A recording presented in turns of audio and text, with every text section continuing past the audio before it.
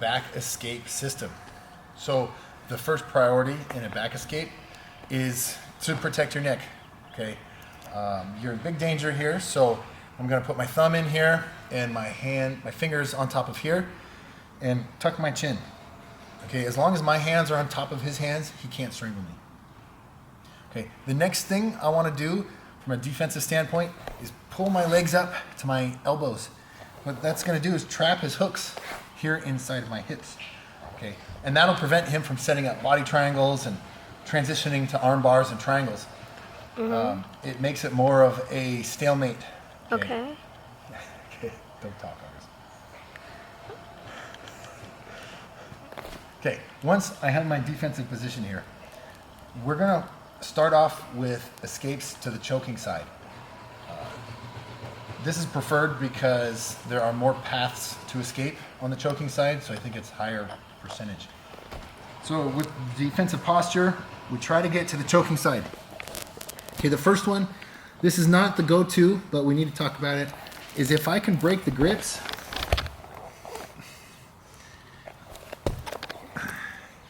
I can pull this tight, can bring it to the other side of my neck, and I'm keeping tension here, and I can turn my shoulder blades to the mat. Okay, most of the time, once people lose their hooks, they're gonna try to come up to mount, and to try to slow that down, I'm gonna put this hand on the elbow and I'm gonna stuff it into his chest. So come mount me, Rafi. Okay, this is gonna give me space to set up a scramble. I can shrimp out, get my legs in, etc. Okay, so come back. The next escape to the choking side, okay, will be to clear the top hook. Okay, top hook here. Sometimes they're going to be trying to stretch you out. And so if he's pushing really hard with his foot, all I need to do is straighten my leg and bring it back. Okay, and he can clear the hook for me. The other way to clear that top hook, if he's not pushing against my leg, I can briefly take this hand, pop the hook off, and bring it back. Okay, but again, protect your neck. That's your top priority. From here, I can grab this elbow and drive this knee to the mat. And when I do that, we're in kind of a fight here. And what I need to do to win this fight is to get my shoulder off of the mat and onto his chest. As soon as my shoulder's on the chest, I'm winning. I can use this hand to grab my underhook, and cross face, and come into side control. Okay, so the best escape, if I'm gonna go to the underhook side, is to attack the bottom hook. So, fall to this side. If I'm laying on the underhook, in order to clear the bottom hook, I don't need hands for this. I'm gonna twist my hips to the ceiling, and I'm gonna scoop my butt out on top of the knee.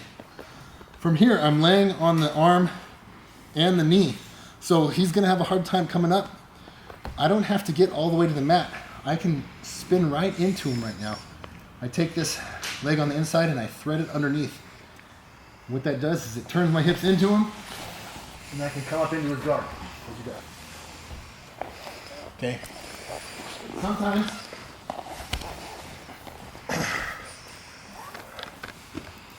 as soon as I clear the bottom hook, people will cross their legs to prevent me from coming to the mat.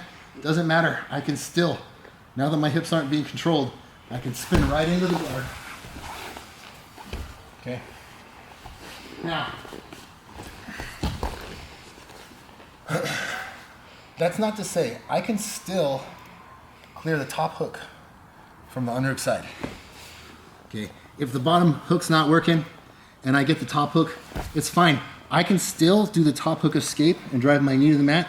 The problem is that this arm is in the way. This underhook is in the way. It can still be done. It's just more of a fight. Okay. Instead of grabbing the elbow, this time I'll grab behind the head. I'll turn into him, and I'll try to get my left shoulder out on top. It's not impossible, it's just a little more challenging. Same is true if I go to the choking side and I clear the bottom hook. It's fine. You can still escape. But once again, this arm's in the way. It's preventing me from turning into him. And I'm vulnerable to a head and arm choke right here. So as soon as I clear the bottom hook, I'll grab this here. That's gonna lock these two together. It's gonna make it hard for him to come up to mount.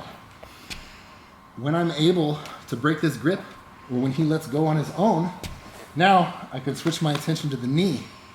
And one of two things can happen. Either I can push the knee and make it up top, or I push the knee and he comes up top. That's fine. I can push him into half guard or some sort of hooks. Okay. And that's it.